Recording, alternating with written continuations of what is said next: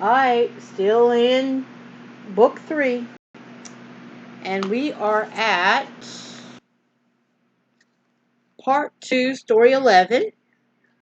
And it's called The Sun Stands Still. That's what it says. Okay? That piece of moldy bread that the Gibeonites showed Joshua brought him more trouble than he expected.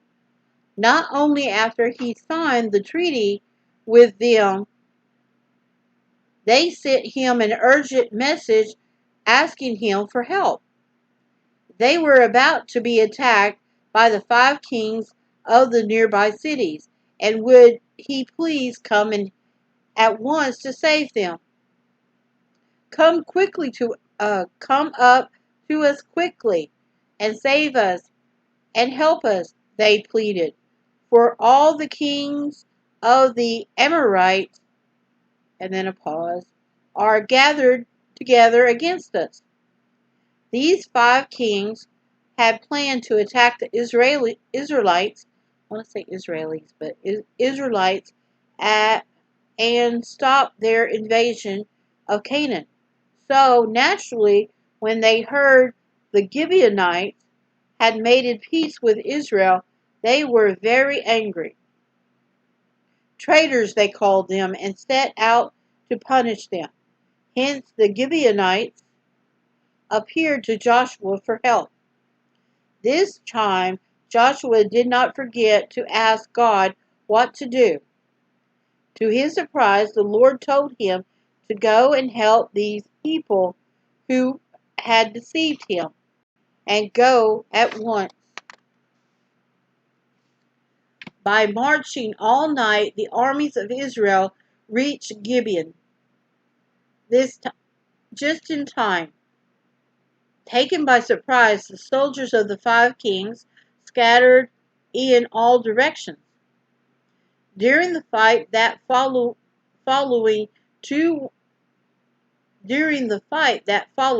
two wonderful things happened. First came a sudden storm of hail, which beat down on the enemy so that they were more which dead with hailstones than they whom the children of Israel slew with the sword. In other words, they died more from the hailstorm than they did from the sword of the Israelites of Israel. Then, as the pursuit continued towards evening, Joshua saw that many would escape in the oncoming darkness. He prayed for more time to finish the job. He realized that this was the most important battle. If he won it, he would break the power of the Canaanites once and for all. This path to the sea would be open, and to all Canaan too. And to all Canaan too. Yeah, that's what it says. He must win it. Oh, for more daylight. If only the sun could not go down. Suddenly he looked towards the setting sun and cried, Sun, stand thou still upon Gibeon, and thou moon in the valley of Ajalon. Ajolon. Yeah, that's what it says. Just how it happened, I don't know, but the Bible says that the sun stood still and the moon stayed. Still the battle was won. Hour after hour, when normally there would have been darkness, there was light. The sun continued to shine. In fact, the sun hasted not to go down for a whole day. Ooh, a whole day. That just stayed where it was in the sky. And there was no day like that before or after. And the Lord hearkened unto the voice of man, for the Lord fought for Israel. Of course, everybody in Palestine knew about this and marveled at the long, long day. And when they heard that it had happened just so Israel could defeat the 5 kings, they were a little frightened and left them. In the battle that followed, Israel had one succession of victories. Had one succession of victories. That's what it says.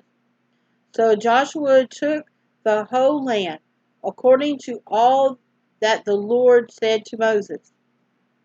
At last, when all the fighting was over, Joshua carefully divided the land among the people of Israel. To make sure everybody would be satisfied, he set up a committee of 21 men who explored the whole country and described it by cities onto 7 parts of a book. With this book beside him, he cast lots for the land, and the various tribes accepted the portion that came to them. Then they all set off to start a new life in the promised land. There failed not ought to be aught any good thing which the Lord had spoken unto the house of Israel, all come to pass. Okay, that was King James. And I really do believe that this is a watercolor, because that up here at the top looks a little funny. Well, it looks more like a watercolor to me. But it's 2 pages. And then down at the bottom you have this one. And then you have them looking up at the sun. And there's the sun standing still. See? That's why I think this is a watercolor. Because I'm going by the strokes. Okay, that is part 2, story 11. I'm going to take a break, and we're going to do the next one, or the last story in part 2, and we'll see what happens after that.